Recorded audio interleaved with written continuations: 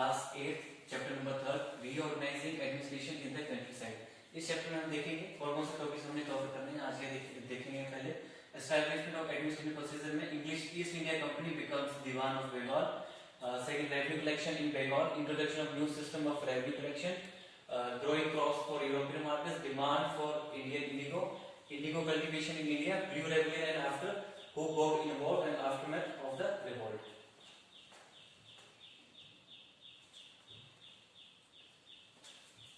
ठीक है, जैसे पहले भी मैंने आपको बताया था, पहले आपको वीडियोस में हम पहले डिस्कस कर चुके हैं कि इंग्लिश ईस्ट इंडिया कंपनी पहले वो इंडिया में ट्रेड करने के लिए आते हैं, फिर धीरे धीरे वो रूल्स सोचते हैं कि भाई अब इतना सारा रेवेन्यू हम कलेक्शन कर रहे हैं, तो वो फिर धीरे धीरे रूल करना वो शुरू कर देते हैं। उसमें वो काफी सारे चेंजेस लाते हैं, वो अपने एडमिनिस्ट्रेशन में काफी सारे सुप्रीम कोर्ट्स वगैरह वो बनाते हैं। वो पहले टेरिटरीज को वो प्रेसिडेंसीज में डिवाइड करते हैं, जैसे बॉम्बे, मद्रास और बंगाल में प्रेसिडेंसी को डिवाइड करते हैं, फिर एडमिनिस्ट्रेटिव सेंटर बनाते हैं, फिर कोर्ट्स बनाते हैं, जैसे सदर निजामत अदालत, सदर दीवानी अदालत बनाते हैं वो। ठीक है, तो अब नेक्स्ट हम देखते हैं कि किस तरह से अपने एडमिनिस्ट्रेटिव प्रोसीजर से लेकर आते हैं ये। ठीक है, जैसे मैंने अभी बताया मैंने आपको in the last chapter we have read now how the English East India Company gradually copied territories and captured political power in almost the entire India। कि किस तरह से वो जो टेरिटरीज है उनको ऑक्युपाइड करते हैं, कौन कौन से पॉलिटिकल कौन कौन सी पॉलिसीज वो बनाते हैं वो। जैसे मैंने आपको बताया था पॉलिसीज में कि पहले वो एनेक्सेशन पॉलिसी थी बाय सुप्रीम और डायरेक्ट पावर से, उसके बाद सबसे अलायंस बनाई उन्होंने, फिर उसके बाद उन्होंने डॉक्ट्रिन ऑफ फ्लैप, जैसे बताया था डॉक्ट्रिन ऑफ फ्लैप जैसे लॉर्ड डलहौजी के टाइम में आई थी, जो गवर्नमेंट जनरल ऑफ इंडिया था, और उसने कहा था डॉक्ट्रिन में ऐसा था कि अगर कोई भी अगर इंडियन रूलर अगर उसका कोई भी अगर मेल हेयर नहीं है, उसकी डेथ हो जाती है, तो उसका जो पूरा का पूरा जो किंगडम है वो be overtaken by the company. ठीक है, तो उसके साथ साथ में फिर वो वॉर्स करते हैं वो, जैसे नवाब ऑफ बंगाल के साथ उनकी वॉर्स होती है, सिराजुद्दौला के साथ बैटल ऑफ प्लासी और बैटल ऑफ बक्सर होती है। तो वहां से क्या होता है कि वहां से वो जो कंपनी होती है इंग्लिश ईस्ट इंडिया कंपनी, वो वहां से क्या करते हैं कि वहां से जो राइट्स होते हैं वो ऑक्युपाई कर लेते हैं। जैसे कि यहाँ देखो English East India Company secured Diwani rights as compensation for the Mughal Emperor Shah Alam II in the Treaty of Allahabad after the Battle of Buxar। क्या होता है कि जब बैटल ऑफ बक्सर में जब अलायंस बनाते हैं, अलायंस बनती है, मीर जाफर अलायंस बनाता है, तो उसमें मुगल एम्परर शाह आलम भी होता है अलायंस में, तो उनका जो बैटल ऑफ बक्सर में ब्रिटिश की विन कर जाते हैं। तो साथ ही साथ में क्या होता है कि जो ये नवाब को अपॉइंट करते हैं, लेकिन वो अपॉइंट करते हैं सिर्फ एज अ पपेट रूलर इसको अपॉइंट करते हैं, और जितने भी इसका रेवेन्यू कलेक्शन जो भी होती है वो डायरेक्टली वो कंपनी से अपने अंडर में रखती है, वो सिर्फ उसको एक एज ए नॉमिनल हेड, इसको सिर्फ हेड ही बनाते हैं, नॉमिनल हेड को नवाब को, और जो जितना भी रेवेन्यू कलेक्शन होता है वो ब्रिटिश डायरेक्ट अपने हैंड में ले लेती है वो। और कहां से करती है, देखो क्या करते हैं, देखो now the company became the diwan और chief financial administrator of the Bihar, Bengal and Orissa. कहां से, जो बैटल ऑफ बक्सर में जब ये अलायंस बनाते हैं और जो नवाब्स होते हैं वो हार जाते हैं। ठीक है, तो जो प्रेसिडेंसी में टेरिटरीज को ये डिवाइड करते हैं ब्रिटिश वाले, कौन कौन सी, बंगाल, ये वाली टेरिटरीज ऑक्युपाई करते हैं after battle of Buxar, Bengal, Bihar, Orissa. और साथ ही साथ में जो भी एरियाज इनके जो प्रेसिडेंसी ऑफ टेरिटरीज को डिवाइड करते हैं ये, जैसे बंगाल, बॉम्बे, मद्रास, तो वहां पे ये गवर्नर अपॉइंट करते हैं, और उनके ऊपर जो है जैसे कि वो ये सारी चीजें रेगुलेटिंग एक्ट ऑफ इंडिया 1773 में बताई गई है कि पहले जितनी भी प्रेसिडेंसी वहां पे गवर्नर होगा, गवर्नर से ऊपर गवर्नर जनरल ऑफ इंडिया होगा। ठीक है, फिर ये क्या करते हैं कि जब कंपनी जो है वो बंगाल की दीवान बन जाती है, मतलब कि वो राइट ऑक्युपाई कर लेती है कि जो लैंड रेवेन्यू है वो हम लैंड रेवेन्यू जो कलेक्शन है वो हम करेंगे वो। ठीक है, तो उसी के साथ में वो कंपनी बंगाल की दीवान बन जाती है। As a Diwan started collecting revenue from these area. ठीक है, जो एरियाज मैंने बताया वहां से ये रेवेन्यू कलेक्शन करना शुरू कर देते हैं, बट एनकाउंटर सब प्रॉब्लम। देखो जब रेवेन्यू कलेक्शन स्टार्ट करते हैं तो उसमें कुछ प्रॉब्लम्स भी वो फेस करते हैं, वो देखेंगे हम कौन कौन सी है। ठीक है, वो कौन कौन सी आती है, देखो क्या करते हैं कि वो उस सिस्टम को मॉडिफाई करते हैं वो कि किस तरह से हमने रेवेन्यू की कलेक्शन करनी है। The system was modified by successive nawabs of Bengal and the system of izaradari was introduced to collect revenue. So when the British agents started collecting revenue, they came in direct conflict with existing revenue collectors or इजारदार who were the local landlords और जमींदार। तो क्या होता है कि जब वो company दीवान बन जाती है बंगाल की, जो टोटली का टोटली जो राइट ऑक्युपाई कर लेती है वो कि हम जितने भी लैंड रेवेन्यू कलेक्शन है वो हम करेंगे, तो इनको जो प्रॉब्लम है फेस करनी पड़ती है कि जो पहले से ही जो लोकल लैंडलॉर्ड्स होते हैं जो जिनको जमींदार बोलते हैं, उनके साथ कॉन्फ्लिक्ट होते हैं कि देखो वो जाते हैं रेवेन्यू कलेक्शन करने के लिए, तो उनके बीच में डायरेक्ट कॉन्फ्लिक्ट होता है कि हमें किस तरह से करना है और आप किस तरह से इसको आप एडमिनिस्ट्रेट कर रहे हैं आप इसको। ठीक है, अब नेक्स्ट हम देखते हैं ठीक है क्या किस तरह से रेवेन्यू कलेक्शन करते हैं इन बंगाल में। ठीक है, though the company became the Diwan of Bengal, it never owned the responsibility of improving the condition of the region। ठीक है, क्या करते हैं ये सिर्फ चाहते हैं कि हमें मैक्सिमम हमें प्रॉफिट हो, जितना भी लैंड होता है ये इसको अपग्रेड नहीं करते हैं, कोई भी कंडीशन इंप्रूव नहीं करते हैं, बस ये इसी चीज को फोर्स करते हैं कि हमें रेवेन्यू कलेक्शन होनी चाहिए, तो किस तरह से हम ज्यादा से ज्यादा हम रेवेन्यू हम कलेक्ट कर सकते हैं। उसी के लिए काफी सारे सिस्टम्स लेकर आते हैं, जैसे मेहरबानी वाइट सिस्टम लेकर आते हैं, वो अभी हम थोड़ी देर में देखेंगे हम कौन कौन से सिस्टम किस तरह से चलाते हैं और कौन कौन सी प्रॉब्लम कौन कौन सी डिफिकल्टी उनको फेस करनी पड़ती है। ठीक है, तो इनका मेन मोटिव ये था कि हमने जितना भी है फर्दर हमने सिर्फ अपना प्रॉफिट ही अर्न करना है हमने। ठीक है, it remain a trader in every sense, सिर्फ वो ट्रेडर थे, वो प्रॉफिट होना चाहते थे, and was reluctant to set up any regular system assessment and revenue collection. The main aim of the company was to collect revenue to buy fine Indian cotton and silk at the cheapest possible rate. उनका main motive ये था कि जो Indian में जो good quality of cotton और silk जो produce होती है, हम वहीं से मैक्सिमम रेवेन्यू हम अर्न करेंगे। So the first company try to retain the old system of collecting revenue.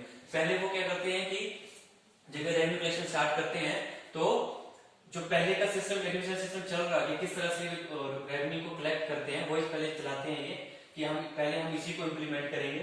लेकिन धीरे धीरे क्या था उनको काफी सारी डिफिकल्टीज उनको फेस करनी होती, जैसा वो चाह रहे थे वो वैसा प्रॉफिट अर्न वो नहीं कर पा रहे थे वो। ठीक है, तो but in 1773 the company took the collection of revenue directly under its control. ठीक है, मैंने बताया आपको कि 1773 में जब इंडिया का रेवेन्यू एक्ट आया था, वहां से कंपनी जितना भी रेवेन्यू वो डायरेक्टली अपने कंट्रोल में ले लेती कि अब हम कलेक्ट करेंगे, and auction the right to collect revenue to the highest bidder. ठीक है, तो ये क्या करते हैं, ये पूरा का पूरा जितना रेवेन्यू कंट्रोल है ये अपने हैंड में लेते हैं, और जो रेवेन्यू कलेक्ट करेंगे वो राइट ये किसको देते हैं, देखो to the highest bidder. Bidders वो होते हैं कि वो जैसे ऑप्शंस करते हैं वो कि हम आपको रेंट देंगे किसी चीज का, या हम आपको इतना पे करेंगे और आप हमें इजाजत दो कि हम यहाँ से रेवेन्यू कलेक्ट कर सकें। इससे क्या होता है कि through this resulted in higher revenue collection, the uniformity in the amount of revenue collected was not maintained। देखो इससे क्या होता है कि जो रेवेन्यू कलेक्शन होता है ये यूनिफॉर्मिटी में नहीं आता है और साथ में ये अच्छे से मेंटेन नहीं होता है।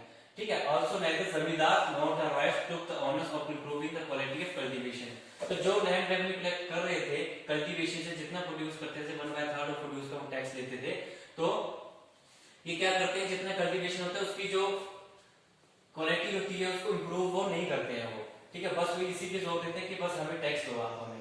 ठीक है, इससे क्या होता है कि जो फार्मर्स होते हैं जो प्रोड्यूस कर रहे होते हैं, जो एग्रीकल्चर क्रॉप प्रोड्यूस कर रहे थे, वो क्या कहते हैं वो प्रेशराइज हो जाते हैं। उससे क्या होता है कि देखो kind of like to crop failure हो जाता है उससे। ठीक है, तो काफी अब जब क्रॉप फेलियर हो गया है तो उनका मेन सोर्स था कि हम इसी से हम रेवेन्यू अर्न करेंगे, तो जब क्रॉप फेलियर होता है तो साथ में heavy revenue losses to the company.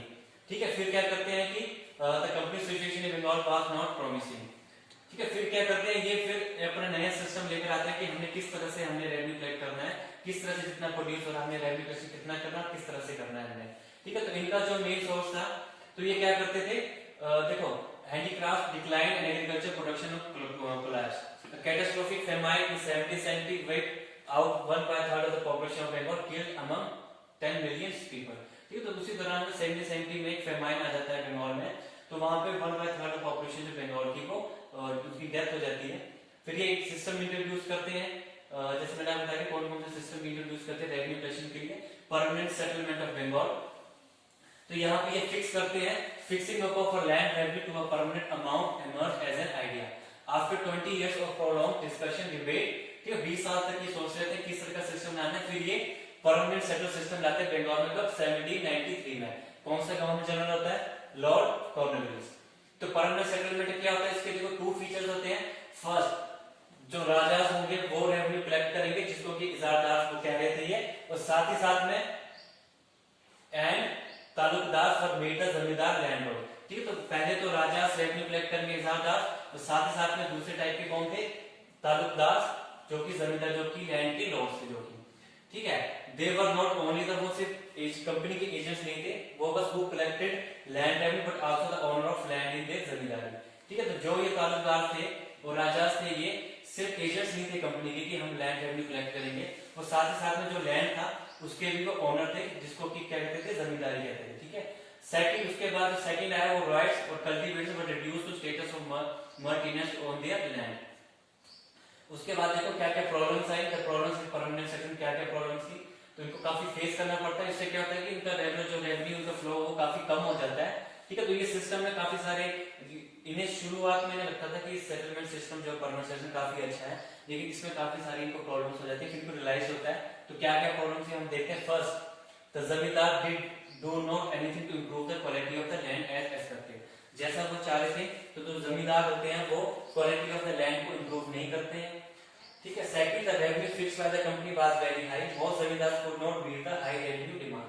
ठीक है, तो क्या करते हैं कि जो कंपनी होती है, जो ना रेवेन्यू कलेक्शन रखी होती है, जितनी डिमांड ये करते हैं, वो काफी सारी ह्यूज थी वो, तो जितने भी जमींदार होते हैं, जो इनकी डिमांड थी वो उनको मीट नहीं कर पाते हैं। Third, many zamindars land area of the zamindars were auctioned and sold off as they failed to pay the revenues। ठीक है, तो देखो रेवेन्यू पे नहीं कर सके जितने भी लैंड लॉर्ड थे, तो क्या किया उन्होंने, जितने जमींदार से उन्होंने अपने लैंड को ऑक्शन और सोल्ड ऑफ उन्होंने उनको बेच दिया। ठीक है, इससे क्या होता है देखो, but during the first half of the 19th century के फर्स्ट हाफ में होता है कि the situation in the market change, the market developed as cultivation increase but the zamindari retain the benefit as the company could not increase the revenue fixed by the permanently. देखो इसमें क्या होता है, जब 19th सेंचुरी आ जाती है तो यहाँ पर बहुत सारी इन्वेंशंस डेवलप होती हैं, बहुत सारी इन्वेंशंस होती हैं, जिससे कि जो क्रॉप की प्रोडक्शन होती है वो इंक्रीज हो जाती है वो। ठीक है, but even after gaining the surplus the zamindar did not improve the quality of. देखो जितना वो उन्होंने उनका मेन मोटिव था कि हमने मैक्सिमम से मैक्सिमम रेवेन्यू कलेक्ट करना है, लेकिन उन्होंने कभी भी ध्यान दिया, जितने जमींदार थे उन्होंने कभी भी ध्यान नहीं दिया कि जो क्वालिटी ऑफ लैंड थी उसको इंप्रूव करें। हाँ, अगर ये इसे इंप्रूव करते तो ऐसा हो सकता था कि जितना रेवेन्यू जो चाह रहे थे उससे उनको डबल मिल जाता उनको। ठीक है, वैसे देखो नेक्स्ट जो है, some lost interest as they had lost their land in auction, others saw zamindari as a possible way of earning within the taking any risk of investment. ठीक है, तो जो जमींदार थे वो ज्यादा रिस्क नहीं ले रहे थे अपनी इन्वेस्टमेंट में, तो उन्होंने मैक्सिमम क्या था, ऑक्शन के थ्रू उन्होंने अपना लैंड जो है वो लॉस कर दिया उन्होंने।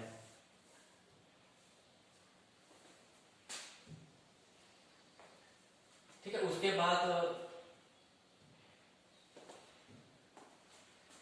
बाद जो नेक्स्ट है, देखो नेक्स्ट क्या प्रॉब्लम उन्होंने फेस की, उन्होंने the zamindari were not interested in improving the quality of land as long as they could not rent out the land and get a regular income from the sale। The cultivators on the other hand, the system that proved to be very oppressive, कि ये जो आप system लेकर आए हैं, जो permanent system है, काफी ऑप्रेसिव है और आपके जो जितने भी रेवेन्यू कलेक्शन की जो आपके टैक्स रेट है वो काफी हाई और हम उसको बियर नहीं कर पा रहे हैं इसको। ठीक है, to pay rent the cultivators would borrow money from money lenders. तो क्या था, इससे क्या देखो एक प्रॉब्लम ये भी फेस हुई कि जो फार्मर जितना कि वो टैक्स नहीं दे पा रहे थे कंपनी को, तो उन्होंने क्या किया, जो लैंड ओनर से जमींदार थे उन्होंने क्या किया, उन्होंने मनी ली, उन्होंने किससे, उन्होंने मनी बोरो की, मनी टाइप का उन्होंने लोन लिया उन्होंने किससे, जो मनी लेंडर से। इससे क्या हुआ कि वो अपने लैंड को नहीं बचा सके वो। ठीक है, क्योंकि जो वो लोन वो ले रहे थे पहले ही टैक्स रेट काफी हाई था, ऊपर से उन्होंने उस लैंड के ऊपर लोन ले लिया, तो दोनों की सिचुएशन में दोनों के दोनों मारे गए वो, तो वो जो टैक्सेस की जो रेट थी उसको कभी को बियर नहीं कर सके वो। ठीक है, बाकी देखो जो परमानेंट देखा हमने, उसके बाद ये क्या करते हैं, जब मुझे लगता है कि इस सिस्टम में काफी सारी प्रॉब्लम्स हैं, तो एक नया सिस्टम, ये रेगुलेशन नया सिस्टम लेकर आते हैं। तो वो कौन कौन से सिस्टम होते हैं, देखो सबसे ये आता है, सबसे पहले मेहरबानी system. The company officers were convinced that the new land revenue system was required that could take care of the shortcomings of the permanent settlement. तो नया सिस्टम लेकर आते हैं, जो शॉर्टकमिंग्स होती है परमानेंट सेटलमेंट की उसको ये टेक केयर करने के लिए नया सिस्टम लेकर आते हैं, जो कि मेहरबानी सिस्टम। ये कौन से लैंड में लेकर आए थे, ये Ganga valley, north east frontier province और parts of central India and Punjab, वहां पे ये मेहरबानी सिस्टम लेकर आते हैं। लेकिन जो साउथ वाला पार्ट होता है वहां पे रेवतवारी सिस्टम लेकर, वो देखेंगे हम नेक्स्ट में भी कि कौन कौन से सिस्टम, किस तरह का सिस्टम था वो। पहले डिस्कस करते हैं मेहरबानी सिस्टम। द मेहरबानी system was introduced by Englishman Holt Mackenzie ने 1822 में इसको इंट्रोड्यूस किया था मेहरबानी सिस्टम को। He wanted to preserve the land-centric village community of north and eastern, so he adopted the flowing method। ठीक है, वो ये चाह रहा था कि जो ये लैंड है उसको ये प्रिजर्व करे, सेंट्रिक विलेज कम्युनिटी जो है नॉर्थ ईस्टर्न इंडिया की, वो इसको कम्युनिटी इसको प्रिजर्व करे। तो इसने उसने क्या किया, वॉल्ट मैगनीजी ने क्या किया, he directed collectors to go every village to collect data like the types of land, the areas under cultivation and the types of group crop grown and different custom and caste of the village people. तो उसने क्या किया, जितने भी collectors थे जो कि revenue को कलेक्ट करते थे, उन्होंने उसको ऑर्डर किया कि आप हर विलेज में जाओ, वहां जाकर डाटा कलेक्ट करो कि किस टाइप का लैंड है, कौन से एरिया जो अंडर कल्टीवेशन है, कौन से एरिया अंडर कल्टीवेशन में नहीं है, और किस तरह की टाइप्स वो किस टाइप की क्रॉप वो ग्रोन करते हैं, उनकी कौन कौन से कस्टम और कौन कौन से उनकी कास्ट और विलेज पीपल है। तो एक टाइप का उसने सर्वे ही करवाया उसने। A group of villages was considered as mahal, तो जो ग्रुप ऑफ विलेजेस था उसको कंसीडर किया महल में, and each plot within a village was added up to calculate the payable revenue to each mahal.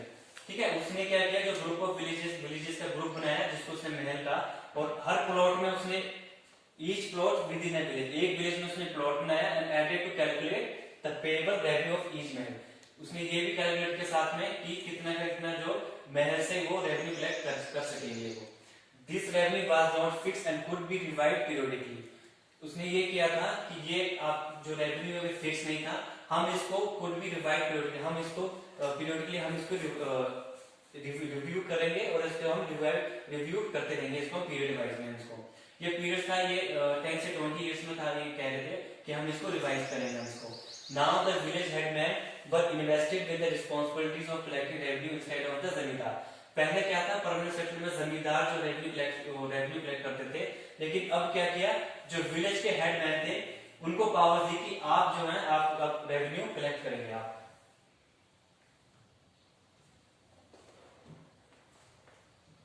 ठीक है, उसके बाद कौन सा सिस्टम आता है, देखो ये साउथ में, नॉर्थ में मैंने आपको बताया कि महलवारी सिस्टम आता है, वैसे साउथ में ही लेकर आते हैं रॉयतवारी सिस्टम, क्योंकि वहां की जो कंडीशन थी वो बिल्कुल से डिफरेंट थी वो। ठीक है, द मुनरो सिस्टम और the ryotwari system. The British adopted a new method of land revenue in the south and southwestern India. The British officers felt that there were no zamindars with a large tract of land in the south, so introduction of zamindari system permanent settlement would upset the whole mechanism. The new system of revenue collection ये लेकर आते हैं, देखो रॉयतवारी system कौन लेकर आता है, first जो ट्राई करता है captain Alexander Read in the areas of Deccan and Malabar. After देवर उसके बाद आते हैं थॉमस मुनरो। ठीक है, तो रीड और मुनरो ये रॉयतवारी सिस्टम लेकर आते हैं ये, जिसमें क्या होता है कि वहां पे कोई जमींदार नहीं है, तो no zamindar in this region, the settlement have to done directly with the cultivator. जो सेटलमेंट है वो डायरेक्टली कल्टीवेटर के साथ डील करेंगे रेवेन्यू कलेक्ट के लिए, जिसको कहा है ना ryots. So they took these steps to implement the settlement. तो उन्होंने कौन कौन से स्टेप्स उन्होंने इंप्लीमेंट किए, the cultivators were made the owners of land, जो कल्टीवेटर थे उनको लैंड का ओनर बनाया, और रिस्पांसिबिलिटीज दी उनको कि आप लैंड रेवेन्यू जो है कलेक्ट करेंगे और आप कंपनी को देंगे आप। ठीक है, the land of each cultivator was served, जो कल्टीवेटर थे जितना उनका लैंड था उन्होंने उसको सर्वे किया, और साथ ही साथ में उन्होंने रेवेन्यू की असेसमेंट भी की उन्होंने, ताकि जितनी हमने रेवेन्यू कलेक्ट करना है हम उसी असेसमेंट करेंगे। पहले आप अपने लैंड का सर्वे कराओ कि आप वहां से कितना रेवेन्यू कलेक्ट हम कर सकते हैं। तो land revenue was not fix, वो उन्होंने फिक्स नहीं किया, बस उन्होंने बताया कि हम इसको रिवीजन करेंगे, हम इसकी कि आप कितना का हमारे को रेवेन्यू कितना टैक्स देंगे आप हमारे को, वो रिव्यू करेंगे आफ्टर 20 to 30 इयर्स। तो क्या हुआ, देखो 2/3 of the Madras presidency was covered under the ryotwari system. तो जितनी भी मद्रास जो प्रेसिडेंसी थी, जो मैंने आपको पहले बताया कि ब्रिटिश ने प्रेसिडेंसीज में अपनी टेरिटरीज को डिवाइड किया था, जैसे बॉम्बे, बंगाल और मद्रास। ठीक है, तो जितनी मद्रास प्रेसिडेंसी थी उसका मद्रास प्रेसिडेंसी का 2/3 थी जो कि अंडर कवर की उन्होंने रॉयतवारी सिस्टम में। अब जैसे प्रॉब्लम्स आई थी परमानेंट सेटलमेंट में, तो वैसे देखेंगे हम कि कौन कौन सी जो प्रॉब्लम्स थी वो रॉयतवारी सेटलमेंट में इनको फेस करनी पड़ी इनको। The Rayatwari system, the land revenue fix was exorbitant, and the Royals soon discovered that instead of small zamindars, they had now been turned into tenants of very large zamindar। ठीक है, तो धीरे धीरे उनको लगता है कि जैसे पहले स्मॉल जमींदार थे, तो उन्हें लगता है कि ये जो टीनेट्स बनाते हैं तो हम बहुत बड़े जमींदार बन गए, वेरी लार्ज जमींदार। That in the state or the company officials revised the revenue act will, and this put extra burden on peasant। तो जब ये अपने रेवेन्यू कलेक्ट टैक्स को रिवाइव करते हैं, ये दोबारा से रिव्यू करते हैं ये, तो जो एक्स्ट्रा बर्डन होता है वो पीजेंट पे एक्स्ट्रा बर्डन हो जाता है। कर देते हैं वो, ठीक है। तो जो होते हैं लैंड, जितने भी पीसर्स होते हैं वो फेल हो जाते हैं, लैंड रेवेन्यू जितना कि वो चाह रहे थे उतना वो उनको नहीं दे पाते हैं। सो मैनी राइट्स, जितने भी राइट्स होते हैं जो उन्होंने अपॉइंट किए होते हैं कि आप हमें रेवेन्यू कलेक्ट करके देंगे, वो सबके सब फ्लिप हो जाते हैं कहाँ, country side and village become deserted. तो जितने वो लोग होते हैं वो सबके सब वहां से माइग्रेट कर जाते हैं, ठीक है। उसके बाद क्या करते हैं, तो कंपनी फिर होप करते हैं कि company hope that under the new system the peasants would become rich and this would ensure a regular flow of revenue, but this not happen. These land revenue system transformed and land into a commodity to be bought and sold at will. This disturbed the entire section of village society as land was earlier owned through a generation, a family holding that was never treated as commodity. ठीक है, तो देखो इसमें क्या हुआ कि जो company official होते हैं एक नया सिस्टम ये होप करते हैं कि जो हम लेकर आए ये अच्छा है, लेकिन वैसा होता नहीं है। तो इसमें क्या होता है कि जो पीजर्स होते हैं, जो लार्ज जमींदार होते हैं, वो क्या होते हैं, काफी रिच हो जाते हैं वो, ठीक है। और वो इंश्योर नहीं कर सकते कि जो कंपनी थे वो इंश्योर नहीं कर पाए थे कि हमें कितना रेवेन्यू कलेक्ट हो रहा है हमें, क्यों, क्योंकि वो रिव्यू करते थे 20 से 30 इयर्स में। तो उसके बीच में जो आफ्टर देखो 1 से 10 तक लेंगे तो कितने सारे चेंजेस हो जाते हैं। चेंजेस की बात करें तो एक मंथ में वो चेंजेस हो जाते हैं। तो ये तो सिस्टम को रिव्यू करे थे 20 से 30 इयर्स में, ठीक है। तो उसके बाद देखो नेक्स्ट क्या था, growing crops for European market. जो नेक्स्ट टॉपिक है growing crops for European markets में कि कौन कौन सी ऐसी क्रॉप्स वो ग्रो कर रहे थे इंडिया में जो कि यूरोपियन मार्केट में उनको काफी हेल्पफुल थी, जहां से वो मैक्सिमम रेवेन्यू, काफी मैक्सिमम इंटरेस्ट वो अर्न कर रहे थे वो। By the end of 18th century the British had captured political power in almost entire India, ठीक है। तो 18th सेंचुरी के एंड तक, जब 19th सेंचुरी की शुरुआत होती है तो एंड तक वो बिल्कुल जो पॉलिटिकल पावर थी पूरे इंटायर इंडिया में वो गेन कर लेते हैं। Their trade policies were Eurocentric, जितनी भी उन्होंने पॉलिसीज बनाई थी वो उन्होंने कहां को, कौन सी सेंट्री की तरफ थी, वो यूरोसेंट्रिक। क्यों, क्योंकि वो यूरोपियन थे, जितनी भी चीजें वो बना रहे थे, जो चीजें वो ले रहे थे वो सबके सब वो यूरोपियन मार्केट में जाकर उनको सेल कर रहे थे उनको, ठीक है। They realise that the crops in demand in the European market could be grown in the countryside of India. उन्हें लग रहा था कि जो डिमांड्स हमारी यूरोपियन मार्केट्स में वो वाली क्रॉप्स हम कंट्री इंडिया में हम ग्रो करेंगे और मैक्सिमम से मैक्सिमम प्रॉफिट अर्न करेंगे हम। तो अब देखते हैं कि कौन कौन सी क्रॉप्स थी वो जो कि वो अर्न कर रहे थे। देखो सबसे पहले थी डिमांड फॉर इंडियन इंडिगो, ठीक है। इसकी जो यूरोपियन मार्केट्स में काफी इसकी डिमांड थी इसकी, ठीक है। इससे पहले हम ये देख लेते हैं कि कौन कौन सी जो क्रॉप्स थी वो चाह रहे थे वो डिमांड यूरोपियन मार्केट्स में, ठीक है। तो वे क्या करते हैं कि जो इंडिया में किस चीज पे इंक्रीज करते हैं प्रोडक्शन पे, ओपियम और इंडिगो। द कंपनी परसुएडेड और force the cultivators to various parts of India to produce cash crop become beneficial for the English trade. उन्हें